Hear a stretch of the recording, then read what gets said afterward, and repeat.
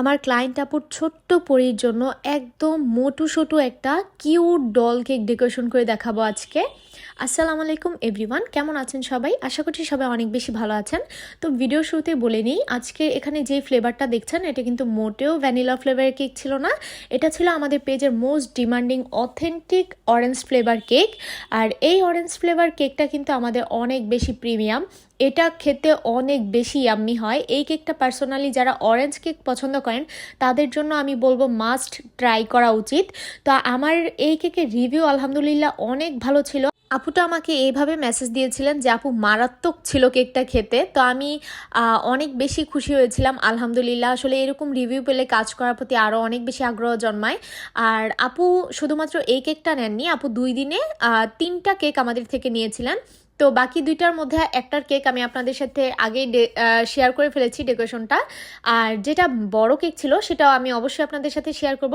তো যাই হোক, এখন একটু কেকের ব্যাপারে আসি।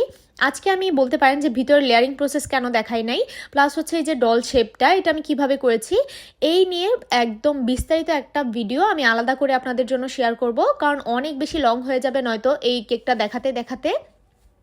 আর এই যে দেখেন, আমি আজকে এখানে তেমন কিছুই করি নাই, শুধুমাত্র কেকের নিচের দিক থেকে আপনারা তো দেখলেনই ফ্লাওয়ারগুলো করেছি আমি একদম উপরের দিকে, মানে নিচে ডিপ কালার প্লাস একটু হালকা হালকা লাইট করতে করতে, মানে একটু কি বলে এটা, ডিপ টু লাইট এরকম একটা কালারের শেড করেছি আমি। আর আপুকে আমি বলেছিলাম যে আপু এত গাঢ় কালার ইউজ করবো, তো আপু আমাকে বলছিল যে কোনো সমস্যা নাই, আমার শুধুমাত্র কেক সুন্দর হওয়া চাই, কেকের টেস্ট নিয়ে আমার তেমন কোনো মাথা ব্যথা নাই, তুমি বানাও। তো এরকম একটা ব্যাপার ছিল আর কি। আপু অনেক বেশি কনসার্ন ছিলেন তার কেকের ব্যাপারটা নিয়ে। তো আমি আসলে আপুর মন মতো করে দেওয়ারই চেষ্টা করেছি। তো আমি যখন কেকটা করছিলাম আমি নিচের গুলো ফুল আসলে 1M নজল দিয়ে করেছি, আর উপরে যে 2টা লাইন দেখতে পেলেন সেটা আমি ছোট্ট একটা স্টার নজল দিয়ে করেছিলাম। কিন্তু এখানে মজার বিষয় হচ্ছে কেকটা আমার এত বেশি গোলুমোলু হয়ে গেছিল, মানে মাশাল্লাহ দেখতে আমার কাছে অনেক ভালো লাগছিল এটা, মানে একদম আপুর ছোট্ট পরিটার মতো হয়েছে। আর আপুর একটা ছোট্ট বেবি আছে, মাশাল্লাহ ও যে কি পরিমাণ কিউট, মানে আমার ধরে আদর করতে ইচ্ছে করছিল। আর আপুর সাথে কথা বলতে বলতে অনেক দিন যাবত এরকম একটা বন্ডিং হয়ে গেছে, মানে পুরো ফ্যামিলির মতো হয়ে গেছে আমরা কথা বলতে বলতে। তো যাই হোক, এই যে দেখতে পাচ্ছেন আমি প্রতিটা লেয়ার নিচের থেকে 1M নজল দিয়েই শেষ করেছি, আর উপরে ছোট্ট একটা স্টার নজল দিয়েছি।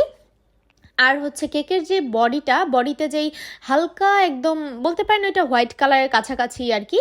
তো ওই কালারটা আমি দেখতেই তো পেয়েছেন যে একটা শুধুমাত্র পাইপিং ব্যাগের মাথা চিকন করে কেটে নিয়ে এরকম করে বডিটা কভার করে নিয়েছিলাম। আর এই যে এখন লাস্টলি আমি কেকের মধ্যে যে সুগার বলের ব্যাপারটা ওইটা দিয়ে নিচ্ছিলাম, নয়তো আসলে ড্রেসটা সুন্দর লাগতো না।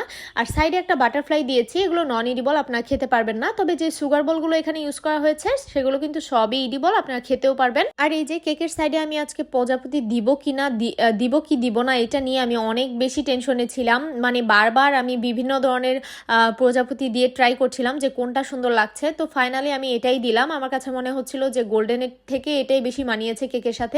যদি আমার কাছে এটা পার্পেলটা থাকতো তাহলে আমি অবশ্যই পার্পেল কালারটা দিতাম, কিন্তু আনফরচুনেটলি আমার কাছে ছিল না। তো কি আর করার, তাই আমি পিঙ্কি দিয়েছি। তবে ব্যাপারটা কিন্তু খারাপ লাগেনি, ভালোই হয়েছে।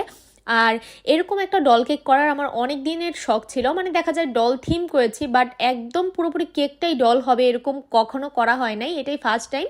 তো আপনাদের কাছে কেকের আজকের এই ভিডিওটা কেমন লেগেছে অবশ্যই কিন্তু জানাতে ভুলবেন না। আর ভিডিওটা ভালো লাগলে প্লিজ আমার পেজটি ফলো দিয়ে পাশে থাকবেন।